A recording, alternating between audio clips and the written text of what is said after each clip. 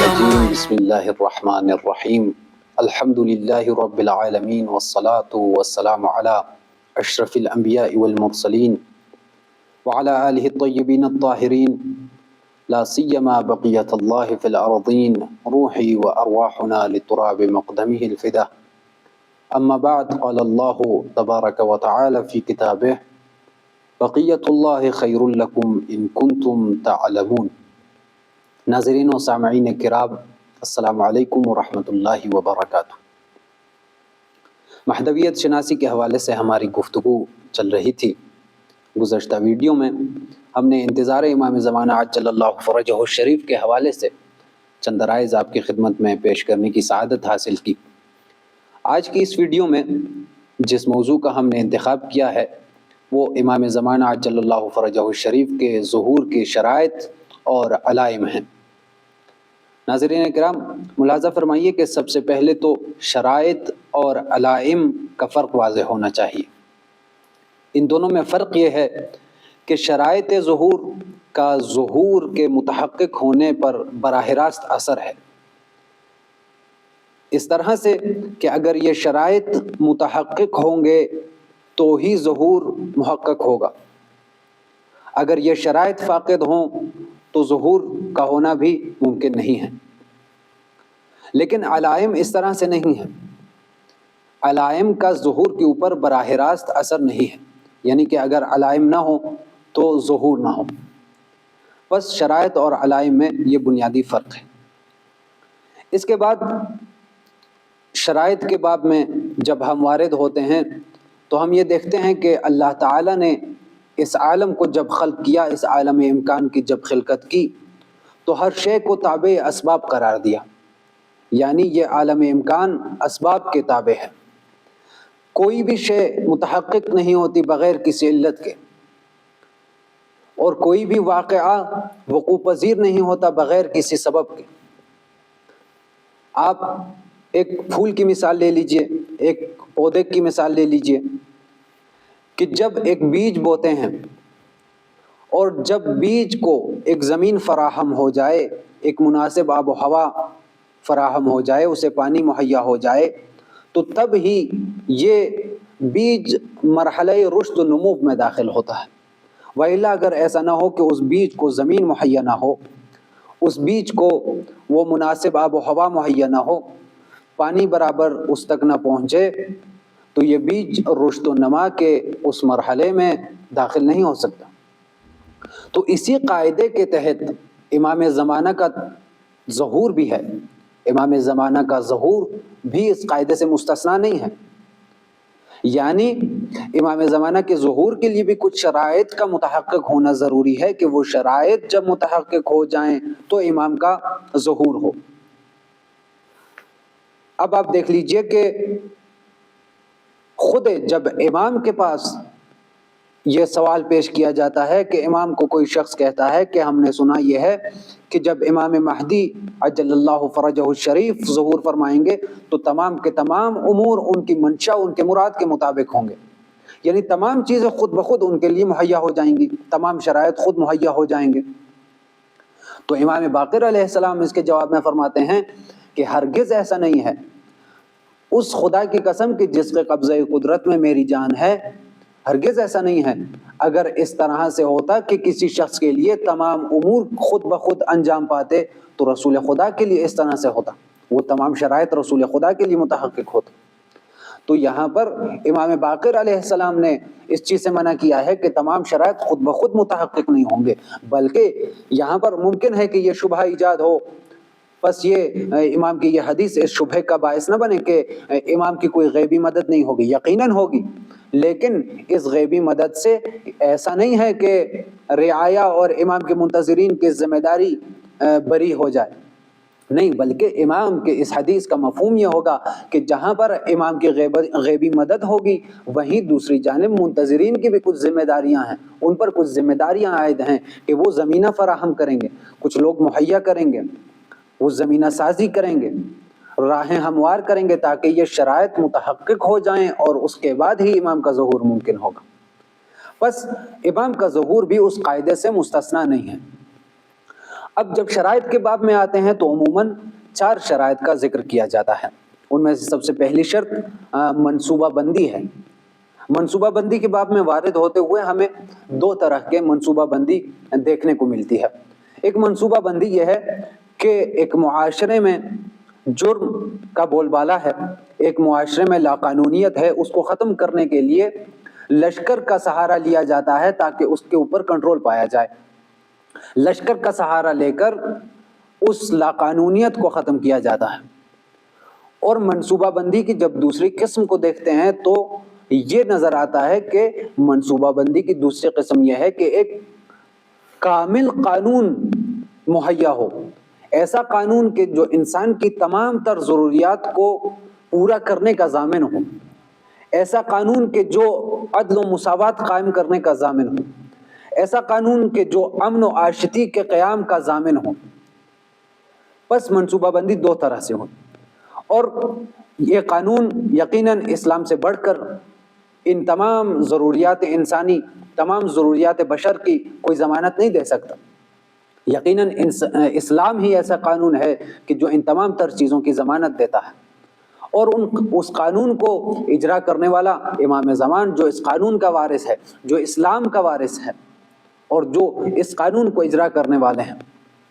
بس پہلی شرط تو ہمارے پاس حاصل ہو چکی ہے کہ ایک منصوبہ بندی، ایک قانون ہمارے پاس آمادہ ہے کہ جس کو اجرا کرنے کے لیے ہمارے پاس ایک امام زمانہ جیسی شخصیت بھی موجود ہے. بس پہلی شرط حاصل ہو چکی. خوب اس کے بعد جب دوسری شرط کی جانب ہم نگاہ کرتے ہیں تو دوسری شرط ہمارے پاس رہبری ہے. آپ دیکھ لیجئے کہ جس قدر اغراض و مقاصد، اہداف وسیع ہوتے ہیں، بلند ہوتے ہیں، اسی قدر ہمیں ایک رہبر توانا، ایک قدرت مند رہبر کی بھی ضرورت ہوتی ہے. چونکہ وہ اغراض اور وہ اہداف، وہ مقاصد اس قدر بلند ہیں کہ کوئی عام رہبر اس تک نہیں پہنچ سکتا، ان کو حاصل نہیں کر سکتا.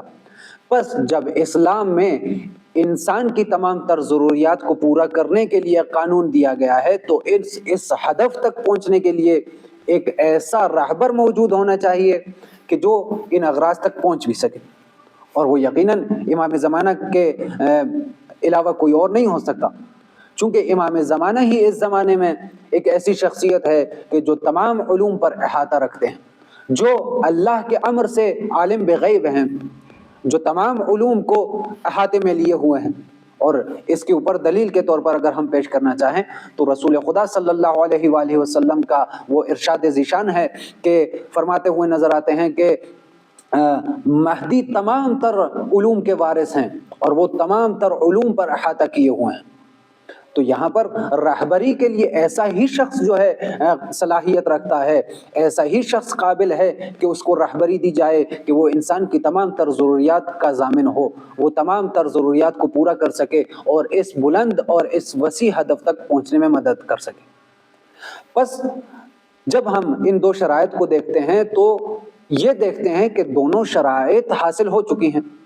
یعنی ہمارے پاس منصوبہ بندی کے تحت ایک قانون بھی موجود ہے اور اس قانون کو چلانے والا، اس قانون کا اجرا کرنے والا ایک رہبر بھی موجود ہے. خوب اس کے بعد ہم مرحلہ ثالث میں جو تیسری شرط ہمارے پاس شرائط ظہور میں سے ہے اس کی جانب جب وارد ہوتے ہیں تو ہم دیکھتے ہیں کہ یاران الناصران امام کی ضرورت ہے. تیسری شرط یہ مہیا ہونے چاہیے، امام کے یاران، امام کے ناصران کا موجود ہونا ضروری ہے. خوب اب جب ہم نے یہ دیکھ لیا کہ قانون موجود ہے اور ہمارے پاس رہبر موجود ہے تو اس رہبر کے لیے کہ جو الہی رہبر ہے، اس قانون کے اجرا کے لیے جو الہی قانون ہے، آسمانی قانون ہے، اس کے یاران و ناصران بھی اسی طرح سے ہم سنخ ہونے چاہیے، امام کے ساتھ سنخیت ہونی چاہیے. چونکہ یہ ایک آسمانی اور ایک الہی رہبر ہے تو اس کے یاران و ناصران بھی اسی طرح سے پاک و پاکیزہ ہونے چاہیے اور ان میں کچھ صفات کا ہونا ضروری ہے. ہر کس و ناکس ہی ادعا نہیں کر سکتا، یہ دعویٰ نہیں کر سکتا کہ میں امام کا حامی و ناصر، امام کے آبان و انصار میں سے ہوں. نہیں، بلکہ اس کے لیے باقاعدہ صفات بیان ہوئی ہیں. اس کے لیے بہترین نمونہ ہم امام صادق علیہ السلام اور سہل بن حسن خراسانی کے اس داستان کو ہم پیش کر سکتے ہیں بطور نمونہ کہ جب سہل بن حسن خراسانی امام صادق علیہ السلام کی خدمت میں پیش ہوا تو عرض کرنے لگا کہ یا ابن رسول اللہ، آپ قیام کیوں نہیں کرتے جبکہ آپ کے پاس ہزاروں شمشیر زن شیعہ شمشیر زن موجود ہیں؟ تو امام صادق علیہ السلام سہل بن حسن خراسانی کو کہتے ہیں کہ وہ جو تندور ہے جا کر اس میں بیٹھ جاؤ اے سہل۔ تو سہل یہ سوچنے لگتا ہے کہ شاید امام میرے سوال سے رنجیدہ ہو گئے ہیں، شاید امام غصہ ہو گئے ہیں، تو معافی مانگنے لگتا ہے۔ امام فرماتے ہیں کہ اے سہل تجھے معاف کیا۔ اسی اثنا میں ہارون مکی وارد ہوتے ہیں جو کہ امام کے خالص شیعوں میں سے ہیں۔ ہارون مکی وارد ہوتے ہیں، امام اس کی جانب دیکھتے ہیں، ہارون مکی آ کر وارد ہوتے ہوئے سلام کرتے ہیں۔ بعد السلام امام اس کو کہتے ہیں کہ اے ہارون جاؤ اس تندور میں بیٹھ جاؤ۔ تو ہارون بغیر کسی سوال کیے ہوئے، بغیر چون و چرا کے اس تندور میں جا کر بیٹھ جاتے ہیں، اور امام اس شخص خراسانی یعنی سہل بن حسن خراسانی کے ساتھ محو گفتگو ہو جاتے ہیں۔ گفتگو تمام ہوتی ہے، خراسان کے احوال کو امام پوچھتے ہیں۔ جب گفتگو تمام ہوتی ہے تو امام صادق علیہ السلام سہل بن حسن خراسانی کو کہتے ہیں کہ اے سہل جاؤ اور تندور میں ہارون مکی کو دیکھو۔ تو جیسے ہی سہل بن حسن خراسانی تندور کی جانب جاتا ہے، ہارون مکی کو دیکھتا ہے کہ وہ زانو تہ کیے ہوئے ان آگ کے شعلوں میں بیٹھے ہوئے ہیں۔ تو اس داستان سے ہمیں یہ معلوم ہوا کہ امام کے حقیقی اعوان و انصار تنوری شیعہ ہوں گے، نہ کہ فقط دعویٰ کرنے والے شیعہ۔ یاران امام اور ناصرین امام کے باب میں جب ہم آتے ہیں تو امام کے ناصرین کے لیے پھر کچھ صفات بیان ہوئے ہیں جن کو تفصیلاً بیان کرنے سے تو ہم عاجز ہیں، لیکن اجمالی طور پر کچھ صفات بیان ہوئی ہیں کہ جو امام کے ناصرین میں ہوں گے۔ ان میں سے سب سے پہلے معرفت اور اطاعت ہے، یعنی یہ ناصرین امام کی معرفت رکھتے ہوں گے اور امام کے مطیع و فرما بردار ہوں گے۔ دوسری صفت عبادت گزاری ہے۔ تیسری صفت جو امام کے ناصرین کے لیے بیان ہوئی ہے جان نثاری اور شہادت طلبی ہے۔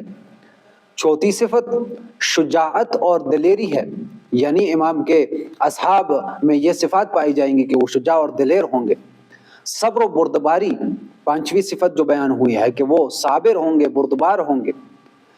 اتحاد و ہمدلی، یہ امام کے جتنے بھی ناصرین ہوں گے، جتنے بھی یاوران امام ہوں گے، ان سب میں اتحاد اور ہمدلی ہوگا، سب ایک دوسرے کو بھائی سمجھیں گے، بھائی چارگی ہوگی ان میں۔ اور جو آخری صفت بیان ہوئی ہے امام کے ناصرین کے لیے وہ زہد و پارسائی ہے، یعنی وہ زاہد و پارسا لوگ ہوں گے، دنیا سے رغبت نہیں رکھتے ہوں گے۔ پھر جو شرائط کا جب باب ختم ہوتا ہے تو مرحلہ آتا ہے ہمیں علائم کے باب میں وارد ہونے کا، کہ ہم علائم کے باب میں وارد ہوں کہ ظہور کے علامات کیا ہیں۔ خب علامات کے باب میں وارد ہوتے ہوئے ہی یہ سوال کیا جائے کہ آیا ان علامات کو جاننے کا کوئی فائدہ، کوئی اثر بھی ہے یا نہیں؟ تو یقیناً علامات کو جاننے کا ایک فائدہ ہے، اس کا اثر ہے۔ ان میں سے ایک یہ ہے کہ ظہور کی امید دل میں رہتی ہے، ایک امید جاگ اٹھتی ہے کہ جب ہم ان علائم کو دیکھتے ہیں تو ہمیں ایک منجی بشریت کے آنے کی، منجی بشریت کے ظہور کرنے کی امید دل میں جاگ اٹھتی ہے۔ اس کے بعد جو دوسرا اثر ہے وہ یہ ہے کہ ہم جب ان علائم کو دیکھتے ہیں تو امامت کا یعنی امام مہدی ہونے کے جو جھوٹے دعوے دار ہوتے ہیں اس زمانے میں، یعنی آپ مشاہدہ کیجئے کہ کئیوں نے اس طرح سے دعویٰ کیا کہ میں امام مہدی ہوں، تو ان کو جو ہے ہم پہچان سکتے ہیں، یعنی ان کا پردہ فاش ہو جاتا ہے۔ بس یقیناً علائم کے کچھ آثار بھی ہیں کہ جو ہم نے بیان کر دیے۔ اور پھر علائم کے باب میں جب آتے ہیں تو علائم خود دو طرح سے تقسیم ہو جاتے ہیں۔ یہ علامات یا تو حتمی علامات ہیں یا پھر غیر حتمی ہیں۔ حتمی علامات وہ ہیں کہ جن کا روایات میں کثرت سے ذکر ہوا ہے، یعنی یہ وہ علامات ہیں کہ جن کا متحقق ہونا ضروری ہے تاکہ ظہور متحقق ہو سکے۔ علامات حتمی میں چند کا ہم ذکر کر دیتے ہیں کہ سب سے پہلے خروج سفیانی، کہ جو یہ شخص سفیانی خروج کرے گا، اور اس کی دوسری علامات حتمی میں سے ہے کہ خسف البیضاء، یعنی یہ خروج سفیانی کے بعد جب یہ سفیانی اپنے لشکر کے ساتھ مکہ اور مدینہ کے درمیان بیدا کی جگہ سے، بیدا کے علاقے سے جب اس کا گزر ہوگا تو زمین معجزاتی طور پر اس کے پورے لشکر کو نگل جائے گی اور یہ سب کے سب زمین میں دھنس جائیں گے۔ اس کے بعد جو حتمی علامات میں سے ہے وہ ہے خروج یمانی، یعنی یمن سے ایک شخص کا خروج ہوگا کہ خروج یمانی جسے کہتے ہیں۔ پھر ندائے آسمانی، یعنی خبر ظہور دینے کے لیے ایک ندائی آسمانی ہوگی کہ جس کو مثلا بعض روایات میں کہا گیا ہے کہ حضرت جبرائیل علیہ السلام کی یہ صدا ہوگی کہ شرق و غرب میں یعنی ہر طرف یہ صدا پہنچے گی اور لوگ آگاہ ہوں گے کہ امام ظہور کر چکے ہیں۔ اور اس کے بعد جو ایک حتمی علامات میں سے ایک حتمی علامت ہے وہ قتل نفس زکیہ ہے، یعنی نفس زکیہ جب قتل ہوں گے تو اس کے بعد ہی ظہور متحقق ہوگا۔ اس کے بعد چند علائم ہیں کہ جو غیر حتمی ہیں، ان میں سے خروج خراسانی ہے، خروج حسنی ہے، سورج گرہن کا ہونا ہے، ماہ رمضان میں چاند گرہن کا ہونا، اور اسی طرح سے بہت زیادہ بارشیں ہوں گی۔ تو یہ کچھ علائم ہیں کہ جن کو دیکھ کر انسان کے دل میں یہ امید جاگ اٹھتی ہے کہ جب یہ علائم دیکھے گا تو ظہور کے قریب ہونے کا اسے معلوم ہوگا، امام کے ظہور کی امید دل میں جاگ اٹھے گی اور جھوٹے دعوے داروں کا پردہ فاش ہو جائے گا۔